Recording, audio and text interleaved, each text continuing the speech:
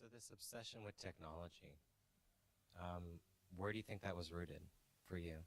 And was that, it's antithetical, I suppose, in some ways from if there was a postmodern moment, right? Hmm. Sort of a research back into history. If you take a certain, the Charles Moore, Charles Jenks aesthetic of postmodernism, let's say. Hmm. This is a different typology of architecture that started to developed in the 70s, 80s, Yeah. and it had a series of proponents. And from your sense, I mean, you in some way inherited that, right, Hmm. and developed it. I'm Hmm. curious what your understanding is of what that project was and why. Hmm. What was and how your work played into that. Hmm. I would say my version of it was rather perverse to the extent that a lot of the work from the 70s and 80s wasn't really about um,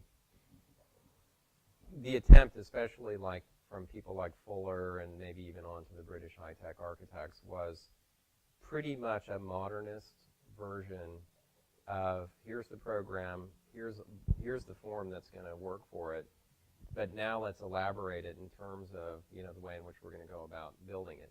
So all of the sheds and warehouses that were built more plainly, even in the 50s in a kind of Misesian way, the same geometric project then became explored vis-a-vis prefabrication, long span, expression of structure and so forth, coded with a kind of pop graphics, color world.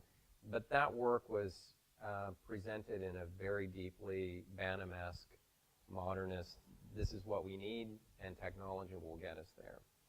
And I came at it less having been trained in a kind of modernist dogma. I mean, in undergrad, we were,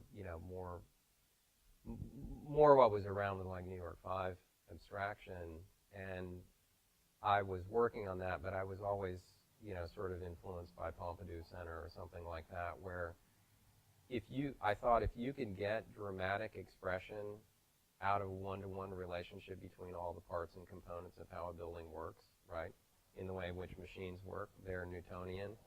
You look at that does that, the duct does that, the truss does that, and it's sort of super didactic. I always had this idea that that was better than big blank white walls as a project about, It's a interesting argument to put yourself into context with, of course, West, because there's a certain, one might say, a certain similarity between your abstraction. interests, right? Hmm. Hmm. And so I'm kind of At the curious. time.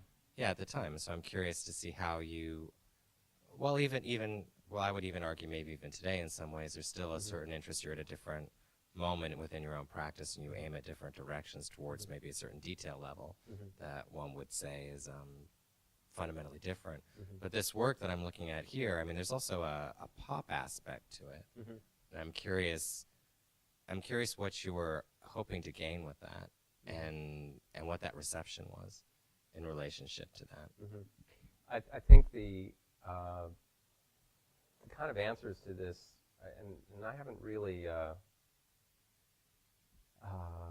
so consciously kind of thought about or resurrected the thinking at the time. But what I realize is is a kind of an accumulation, of agendas. Because on the one hand, I mentioned media and people like Baldessari or Richet. Um, that probably connects to my more acute, associations with that just being a baby boomer and going from um, really a world where advertising had risen up in the 50s, obviously TV, and being able to sort of live outside of your local world. But that's always had a deep impression on me. So I never really thought that architecture should not participate in the nature of popular discourses, and which is why I've always been interested in. I've always been interested in Warhol, almost bizarrely less interested in his work and more interested in the position.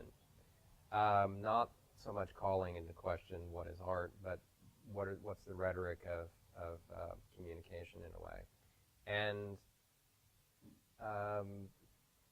sort of, let's say that I pulled out the Pantone colors, that we were working with at the time, like the fluorescent, um, you know, it's the fluorescent orange and the chartreuse and the seafoam green. Um, I had to have these.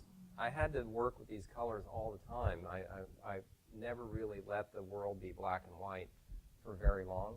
I mean, the stark contrast between the nature of the black and white, the uninflected world with something so, let's say, lurid or unarchitectural, right? When you think about architecture, it's usually, look out in the landscape, it's usually earth tone, right?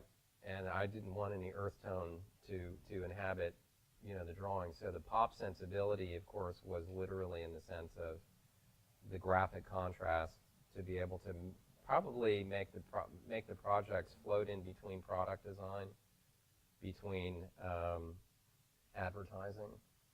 Although I wasn't sending messages explicitly or writing text about that, I felt like if this was going to be a kind of curious, powerful world, I wanted that as an element to be able to provide attraction and essentially to engage people, and maybe in an unconscious way engage them, or if this was a way to kind of make the friendly alien, that Peter Cook always talked about making.